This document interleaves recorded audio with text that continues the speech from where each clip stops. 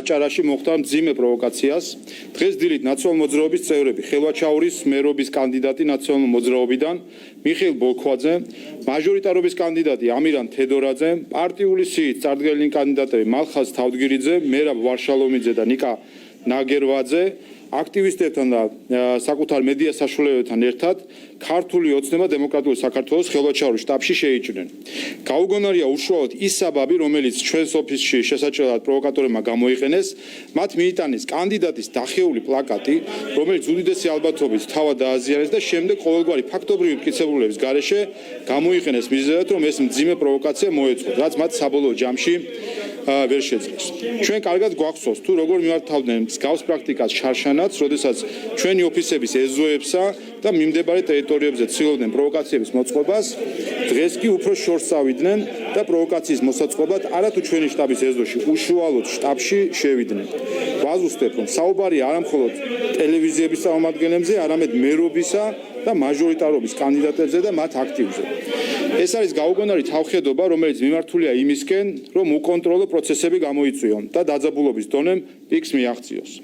ამასთანავე ხაზგასმით აღსანიშნავია ისიც, რომ ბოლო დღეებში ქარელში მთავარი არხის მიერ მოწყობილი პროვოკაციის კვალდაკვალ ამ შემთხვევაში ცდილობდნენ ისეთი ლოკაციის შერჩევას, სადაც არის მეორე სართულიდან ჩასასვლელი კიბეები, რომლებსაც ზედა მხარეს საერთოდ არ გააჩნია ამ შემთხვევაში მოაჯირი და საიდანაც მათ მიერ პროვოცირებული შესაძლო არეულობის დროს ადვილად შეიძლება გადავარდნილიყო ადამიანი.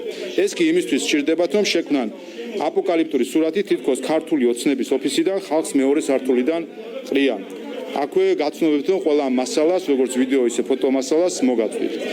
აქვე სურს ვისარგებლო შესაძლებლობით და დიდი მადლობა გადაუხადოთ ჩვენი შტაბის წევრებს, რომლებმაც თავი შეიკავეს და არ ახვდნენ ნაციონალური მოძრაობის მიერ მოწყობილ პროვოკაციას.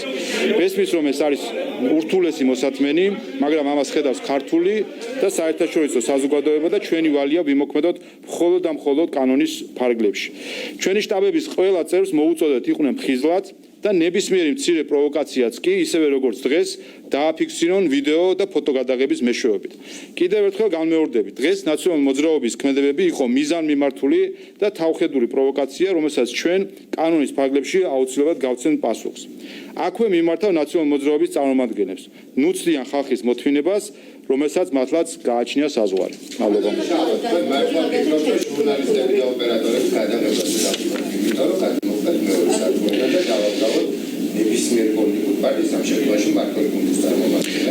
თუ თქვენ გულისხმობთ ქარელის შემთხვევას, ჩვენ იქ ვნახეთ რაც იყო, ეს იყო პირდაპირ შეურაცხყოფით მისვლა და პროვოცირება შტაბის თანამშრომლების. პროვოკაცია გულისხმობს. კარგით, მაგაზე ნუ ვიდავებთ. კიდევ ერთხელ იქ ჩვენ ვნახეთ პირდაპირ რასაც დამკვირდა თქვენი პარტიის წარმომადგენლები. კარგი, გიპასუხეთ მაგ საკითხზე, რაც შეეხება ქარელის ინციდენტს. პირველი, ჩვენ რაც ვნახეთ იყო ის, რომ თავადვე მთავარი არხის მიერ გამოქვეყნებულ მასალას ჩანს, თუ როგორ შეურაცხყოფით მიდის ჟურნალისტი, როგორ მოიხსენიებს ის ადამიანს, რა შეურაცხყოფილი ტერმინებით მოიხსენიებს ის მას.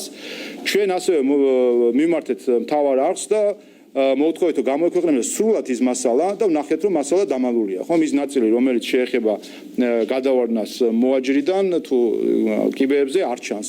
და მათ შორის მოვისმინეთ საბოლოო ჯამში რა იყო ის აჟიოტაჟი, რომელიც ატყდა და ისტერია ამასთან დაკავშირებით, თითქოს ადამიანს ჰქონდა მოტეხილი მერჯბალზაკი, ჰქონდა მოტეხილი ნეკნები და საბოლოო ჯამში აღმოჩნდა, რომ მხოლოდ დაბეჭდილება იყო, რაც რა თქმა უნდა ასევე ცუდია და უსურვებ მალე ყველა ამ დაზიანებისგან გამოკეთებას, თუმცა სწორედ ეს არის პრობლემა, როდესაც ხდება გაბუქება ერთი სხვის საკითხების, მეორე სხვის დაბრალება.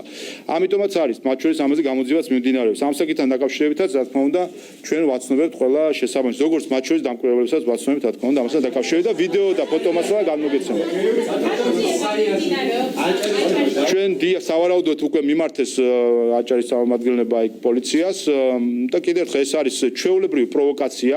საბედნიეროდ იქ არ მომხდარა რაიმე ფიზიკური შეხლა შემოხლა იმ კუთხით, რომ ვინმე დაზიანებულა დაზიანებული იყო, მაგრამ კიდევ ერთხელ ვაფიქსირებთ, რომ ნაციონალური მოძრაობის კანდიდატები შევიდნენ შტაბში. არა თუ იქ ეზოში იყო პროვოკაცია ან მიმდებარედ პირდაპირ შტაბში შევიდნენ.